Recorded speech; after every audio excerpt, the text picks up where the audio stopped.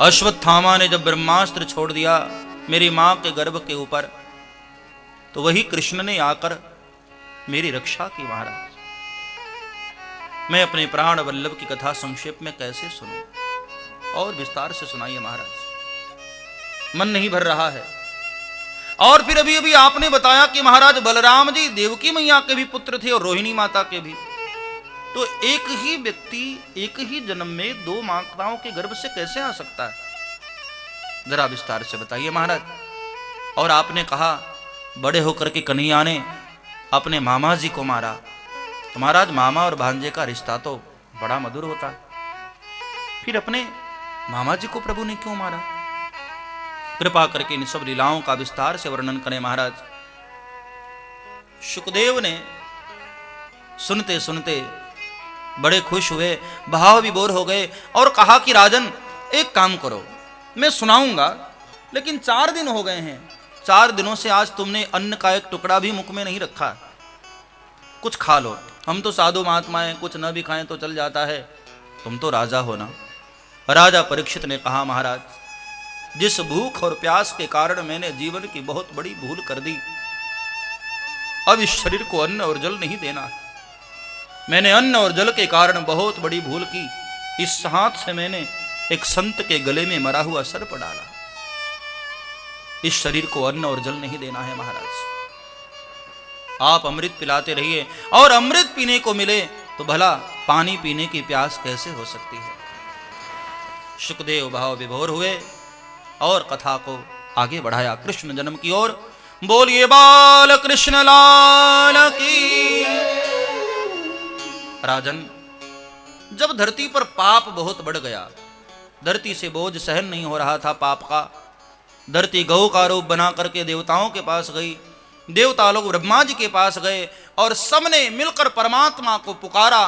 तब परमात्मा ने आकाशवाणी किया, गिरम समाधौ गगने समीरिता निशम्य वृद्धास्त्रिदशानुवाचः गां पौरुषीं मे शृणुतामरा पुनः विधीयतामासु तथैव माचिरम्। हे देवताओं, हे ब्रह्मा, हे ऋषियों, डरो मत। बहुत जल्द मथुरा के बड़े धर्म पारायण राजा होंगे वसुदेव महाराज। उनके यहाँ 7वीं पत्नी के गर्भ से 8वें संतान के रूप में मैं आऊंगा, भूभार हरण करूंगा, धरती के पाप को हरूंगा, धर्म की स्थापना करूंगा, अधर्म का नाश करूंगा। देवताओं ने कहा, महाराज थोड़ी जल्दी कृपा करिए।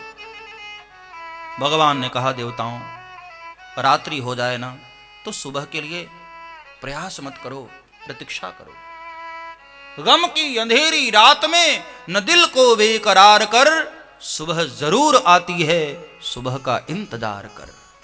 अब इंतजार करो। जहां तहां ग्वाल बालों का रूप लेकर के देवता लोग परमात्मा के आने से पहले अवतरित होने लगे। और इधर मथुरा के एक बड़े अच्छे राजा थे, उग्रसेन महाराज। उनका ही बेटा है कंस। कंस के उपद्रव से परेशान होकर के उग्रसेन महाराज ने जब एक दिन डांट लगाई, तो कंस ने राजा को ही गद्दी से निकाल कर बाहर फेंक दिया कि तुम बुढ़े हो गए हो, अब ये मुकुट तुम्हारे ऊपर अच्छा नहीं लगता, चलो। जबरदस्ती राजा बन बैठा। और फिर तो इतना पाप किया है कंस ने, बहुत सारे मित्रों को अपने ही महल में बुरा कर रख लिया। पूतना, केशी, व्योमासुर, अधिष्ठासुर, प्रलंबासुर, अघासुर, बकासुर, ऐसे ऐसे असुरों को महल में रख लिया। चारों तरफ पाप करने लगा, धरा कुला उठी। तब प्रजा के बीच में अपनी छवि सुधारने के लिए एक अच्छा काम किया। अपने चचेरी बहन का कन्यादान अपने हाथों किया वसुदेव के साथ, और रथ पर बिठाकर स्वयं लेकर के चला विदा करने। परमात्मा को अच्छा नहीं लगा। आकाशवाणी हुई कि जिस बहन को अपने प्यार से इतने तू लेकर जा रहा है, इसी का 8वां गर्भ तेरा काल होगा। सुनकर कंस घबरा गया, देवकी को मारने के लिए दौड़ा। तब वसुदेव महाराज ने कहा, कंस किसको किसको मारोगे? मरना एक दिन तुम्हें पड़ेगा ही कंस, आज मरो चाहे 10 साल बाद मरो। आया है सो जाएगा। इसलिए कितना जियोगे दुनिया ये नहीं देखेगी कंस तुम कैसे जी रहे हो, दुनिया यही देखेगी। हम रहे ना मोहब्बत रहेगी, दास्तां अपनी ये दुनिया कहेगी। नाम रह जाएगा आदमी का, क्या भरोसा है इस जिंदगी का। हमारे जाने के बाद हमारी याद बच जाती। तुम्हें देवकी से कोई खतरा नहीं है कंस, इसके बच्चों से खतरा है ना। मैं संकल्प लेता हूं 8 पुत्र मैं तुम्हारी गोद में दे दूंगा, फिर तुम्हें जो करना हो सो करना। और समयानुसार वसुदेव को कारागृह में डालकर 6 पुत्रों को कंस ने बड़ी बेरहमी से मार डाला। हाथ से छीन करके धरती पर पटक देता, रोते रोते बच्चे मर जाते। 7वें के रूप में अब की बार शेषनाग जी आए हैं, तो प्रभु ने कंस के प्रकोप से योग माया को कह करके संकर्षण के माध्यम से देवकी मैया के गर्भ से निकालकर रोहिणी मैया के गर्भ में प्रस्थापित करवा दिया। कंस को बड़ा आश्चर्य हुआ कि 7वां गर्भ गायब कैसे हो गया। कंस के सैनिकों ने कहा सरकार डर के मारे गर्भ गिर गया होगा, इसमें सोचने की जैसी क्या बात है। और अब बारी 8वें की।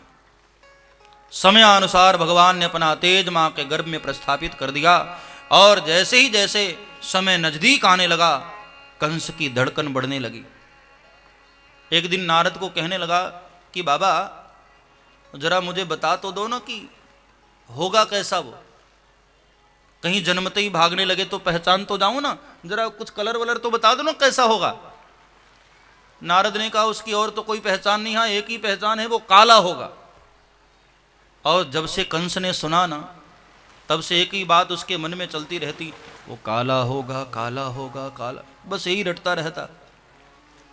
और कभी कभी तो भोजन करते समय दाल में जीरा भी आ जाता है, सैनिकों आ गया काला ले जाओ, डर जाता है, काले जीरे को देखकर दाल फेंक देता है। इतनी घबराहट और इतना भय है उसके मन में। और कभी कभी सो रहा होता है और पर्दे की परछाई देखता है, कहां हो सैनिकों आ गया काला। सैनिक दौड़ कर आए, कहां वो पर्दे के पीछे। पर्दा हटा कर देखते तो पर्दे की छाया। बड़ी हालत खराब है।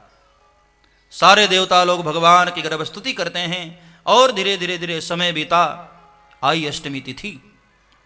अष्टमी के दिन रात्रि 12 बजे ठीक 12 बजा और वहां जेल के भीतर प्रकाश का पुंज उतरा। चतुर्भुज रूप में परमात्मा का प्रागट्य हुआ। बोलिए चतुर्भुज नारायण भगवान की। 4 भुजा में कन्हैया आए। देवकी मैया ने देखा प्रभु को, आंख से भाव के अश्रु बह पड़े और बड़ी प्यारी स्तुति गाती है मैया। बाद में ऐसी कथा है, अपने गोद में लेकर मैया ने दुग्ध पान कराया और प्रभु के ही आदेश पर वसुदेव महाराज टोपले में रख करके भगवान को लेकर बाहर चले। परमात्मा का स्पर्श होता है तो सारे बंधन छूट जाते हैं और सारे ताले टूट जाते हैं। भगवान ने का स्पर्श किया है, सारी बेड़ियां और हथकड़ियां छूट गईं। लेकर के वसुदेव महाराज आए हैं उस जेल के बाहर। और जैसे ही जेल के बाहर आए तो मंदम मंदम जलधर हल्की हल्की बारिश की फुहारें आने लगी। शेषनाग ने सोचा कि ये पिताजी को पता ही नहीं कि ऊपर कन्हैया, तो छतरी बनाकर शेषनाग अपने विशाल काय फणा से छत्र बनाकर पीछे पीछे चलने लगे। यमुना के भीतर प्रवेश किया। यमुना मैया बड़ी खुश हुई, आहा आज हमारे पतिदेव जा रहे हैं। यमुना पत्नी है ना कृष्ण की, तो सोचा कि जरा अपने छोटे वाले पति का दर्शन तो कर लूं ना, कैसे लग रहे हैं। ऊपर आने लगी। कन्हैया ने सोचा कि यमुना भी ना पागल है, उसको पता नहीं कि मेरा दर्शन तब होगा जब ससुर जी पूरे डूब जाएंगे। तो भगवान ने चरण नीचे कर दिया और यमुना भगवान का कृष्ण पखार करके नीचे आ गई, मार्ग दे दिया। वसुदेव महाराज सीधे नंदरानी जी के महल में प्रवेश करते हैं और वहां एक लाली सोई हुई थी, उसको उठा लिया, अपने लाला को वहां सुला दिया, लेकर आए और कंस मारना चाहता है लेकिन वह अष्टभुजा रूप में आकाश में उड़ गई। कहा रे दुष्ट कंस तू क्या मुझे मारेगा, तुझे मारने वाला तो ब्रज में आ चुका। कंस ने कहा कहां आया ये तो बता दो। बोले डर मत, तुझे खोजने के लिए जाना नहीं पड़ेगा, वो स्वयं आ जाएगी।